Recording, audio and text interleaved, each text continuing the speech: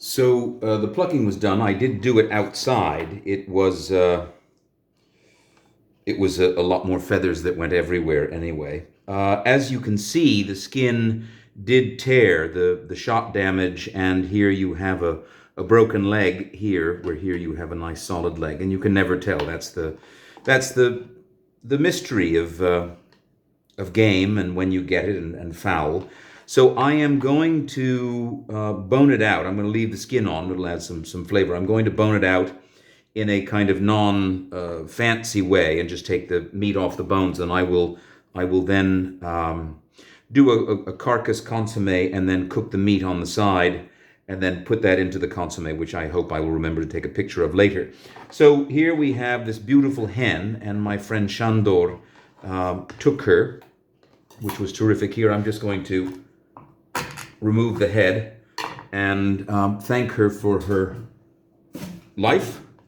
And what we're going to do, this video is going to be a little bit long and I will get repetitive because I'm not one of those professionals who has everything thought out with a teleprompter. So it kind of goes Tim in the kitchen as he wishes. One of the things that's really important with a pheasant is that you have here the legs, and this is obviously doesn't really make a difference, but what you want to do is just cut around a little bit, just around this, and you break it, okay? You break it and you see these are the tendons, and you just take the leg and you wrap it round the drumstick a few times, and what it's doing, and it takes a little bit of effort, what it's doing is pulling the tendons out from the muscle. So when I pull, there. You see how all these tendons came out? And then you can have the weird thing, I think, if you go,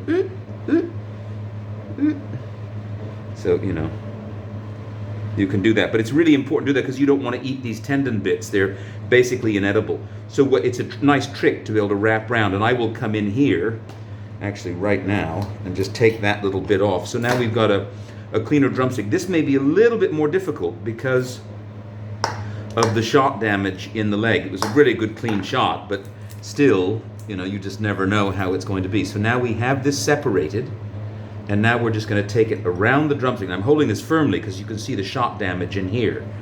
And what you want to do is just wrap it round, wrap it round, wrap it around. And basically it's now twisting in my hand because the leg is broken. So I may have to attack this in a different way, but we will keep being stubborn with it, twisting around. And now we'll give it a giant pull. And now we got a lot of the tendons out. So that's going to make it a lot easier later to do that. But you can see this leg is completely broken.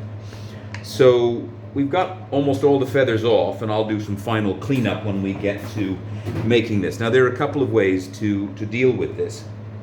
We're going to get rid of the innards, but I'm going to save the heart and the liver, because that will add some flavor into the consommé at the very end. So you want to be very careful because there's no sack in here. You just want to come in here around so you see where the opening is, and that's where the anal cavity is. And you just come into this, see a little bit of the bone, and you just want to cut like that in. Your knife really does need to be sharp. And now you just want to run your finger in here. And this is the same for pretty much any bird that you tackle, is that you want to do this to put it out. And on a chicken, you can go from this side and you detach because the lungs are here. So you want to detach the lungs. I'm going to see, because my fingers are probably long enough to reach in and feel under this part. I can feel where the lungs are sticking into the rib cage. And the idea is to be able to pull everything out at once without doing a lot of extra damage. And I'm going to cut down a little bit into here.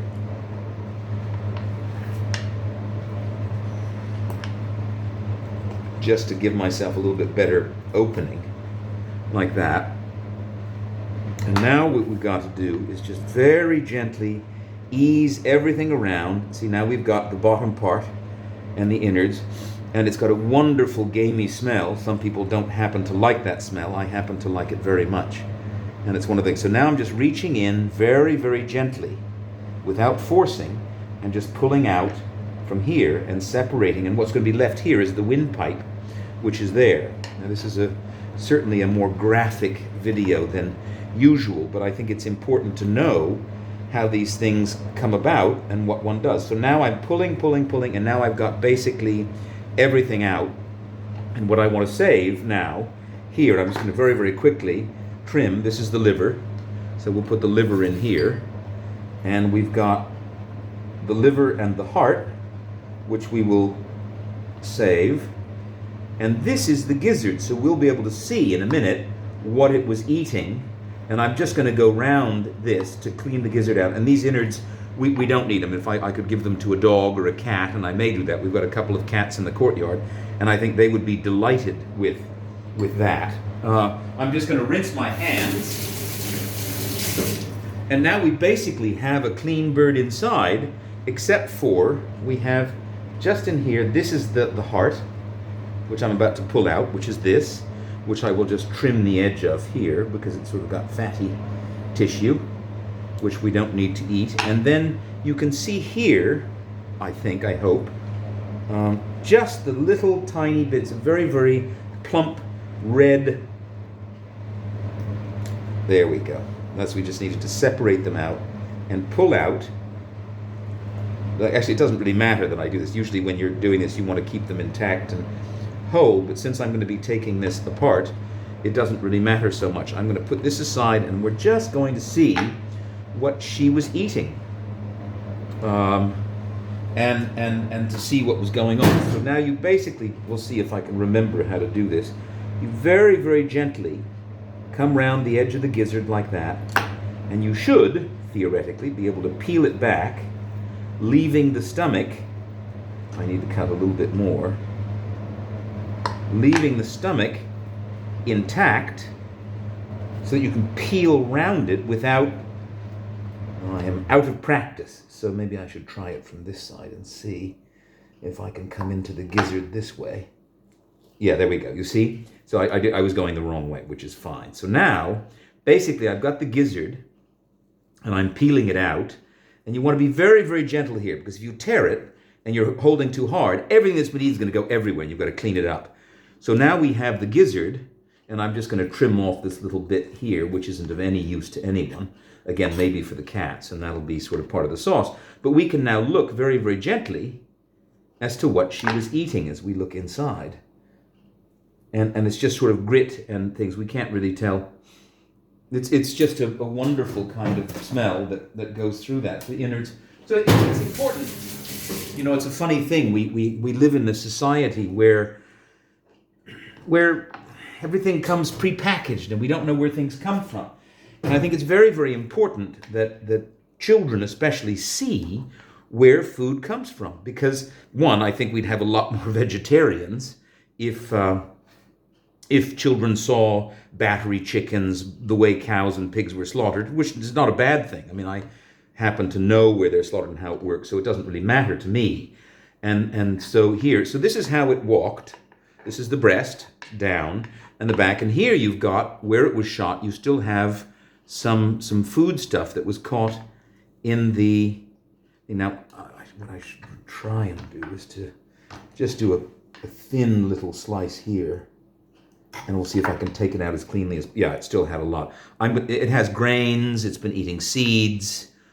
So I'm going to have to rinse that out underwater because that's going to be a little bit funky, but it'll get cleaned out and we'll put that together. I'm going to do that right now.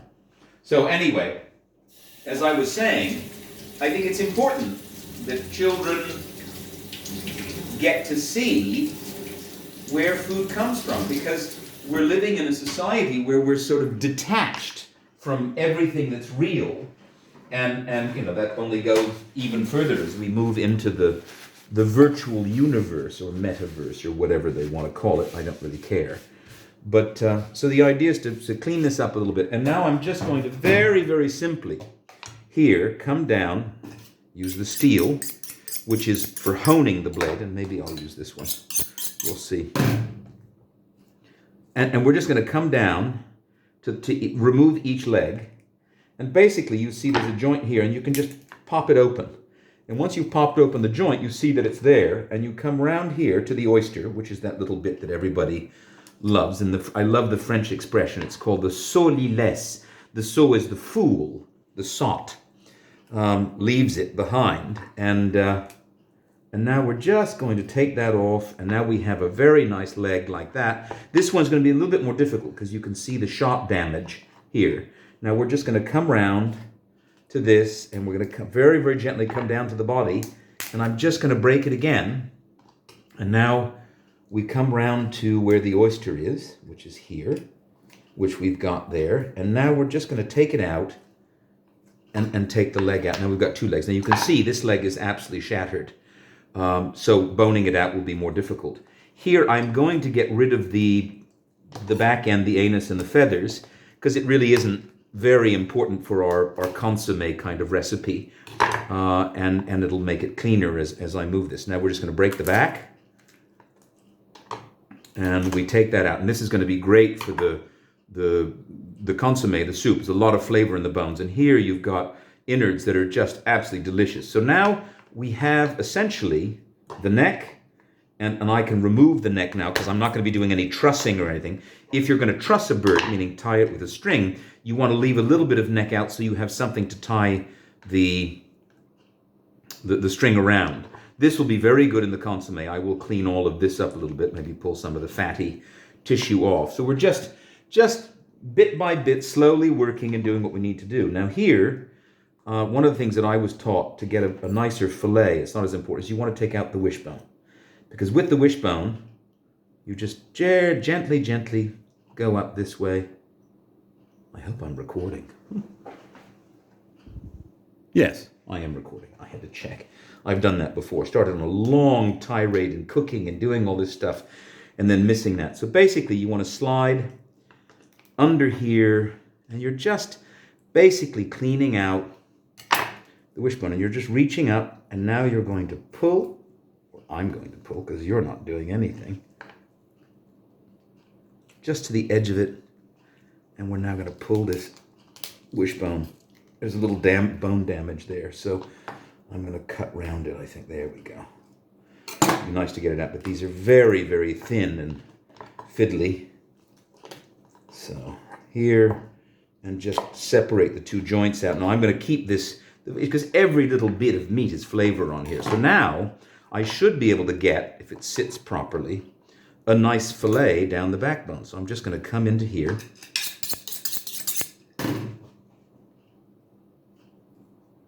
Come into there and just follow all the way down the rib. And you want a nice, smooth, easy motions. And the thing about working with a knife and deboning, you want to be able to see your knife tip. And you don't want to hesitate. If you hesitate, you'll start to miss and do things, and it'll just become a nightmare. Now here we have a beautiful fillet that's off the bone, which I will clean up and get rid of the blood damage here, which is fine. There's a little bit of shot that just came out. So I will warn my guests to be careful. And here we go down the other side.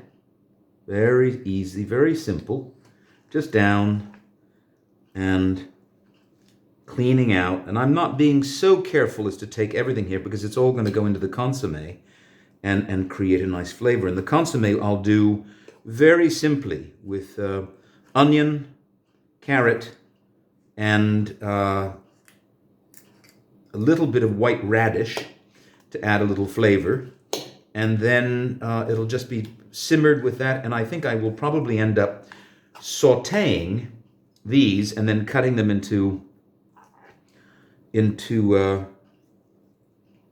lamelles for that. Now, here we have a lot of good meat, and I tend to, you could throw the whole carcass in, but I tend to break it up because I think that way the broth penetrates better and you get a better consommé. And also, I'll be able to nibble on these things as they come out and do what they're doing. So that's a good thing. Now we have a nice carcass. It's got some meat on the side, which is fine because that's all going to be broken down. It's easy enough with your hands. So here you have the lungs. So you can just flick these out. That will make everything a little bit more bitter. So you want to take that out. And here you have the windpipe and the lungs. And now basically you have a clean carcass, which is what we're looking for. The leg, boning out the leg is a little bit fiddlier, but not a big deal. You look at the bone and you follow it down, and you just want to very, very gently, very slowly. I think this is better here, right? come underneath it, and there's no reason to hurry. And you want to come up, and here you have the leg the thigh part of the leg that you're taking off.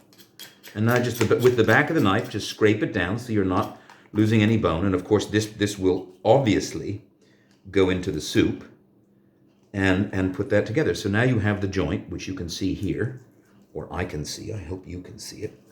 I should have called my friend Tot Matias to come and videotape this, but I had to do this tonight, so I'll do that. So now we have the thigh bone out, and I think I will bone out the drumstick as well, because the other one is so damaged. We'll see what it is, but I just wanted you to see what it looks like with a clean one.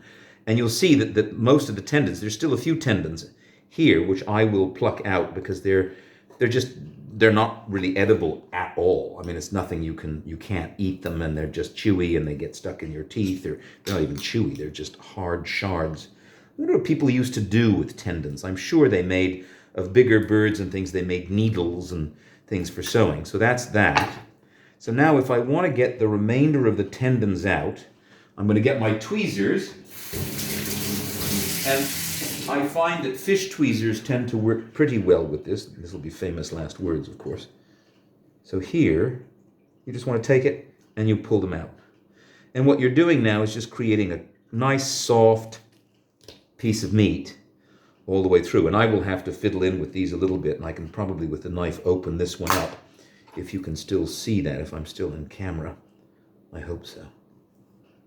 So this is sort of the breaking down of that, and I'm just taking out these larger tendons that didn't come with the twisting of the lower part of the leg into the feet. I think I can just sort of cut that out now.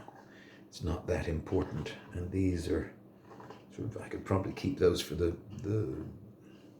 thing. So now we have a clean sort of leg, and this I will probably also saute as well. And it's just going to have a couple little cups of broth. It's really kind of a mise en bouche for something, which means it's just something pleasant for the mouth. And we've got some very nice wines that we're going to be having tonight. They're a surprise for my guests, who are big wine people. And actually, they're like a big shout out to Boar to Door, who are coming with some friends, and they're going to be bringing wine. And I've stood up a very, very nice bottle, a Magnum, for us to play with. And we'll have this as a little starter, and then, the usual, they're big meat people, so they like steaks.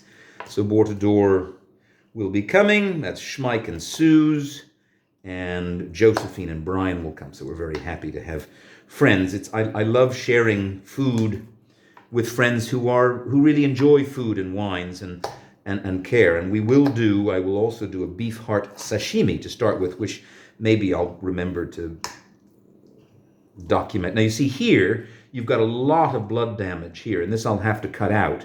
But in the meantime now, I'm just going to open this up and see how much I can take out, because now it's very difficult to follow the line. You can see that the bone is broken, and you just want to come in. So I'm going to come in here, and this is going to be a little bit rougher. And I'm really not as concerned with the roughness, because I know that this is all going into the consommé, and I'm going to saute these up and just have to clean it out. Here we do still have some tendon. That was the one that kept wrapping round. So you can see them here. And I'll just keep moving and cutting and pulling at them. So there we go. That's a nice pull. That gave us a nice tendon bit. And I think this one I'm going to have to just cut across and out. And then I'll go through and fiddle with it as we need to. But you can see how the bone is shattered here. And I'm just going to have to it's going to be a little bit messy, and we're going to lose some meat. But again, that is the deal. I'm going to actually separate the drumstick out a little bit.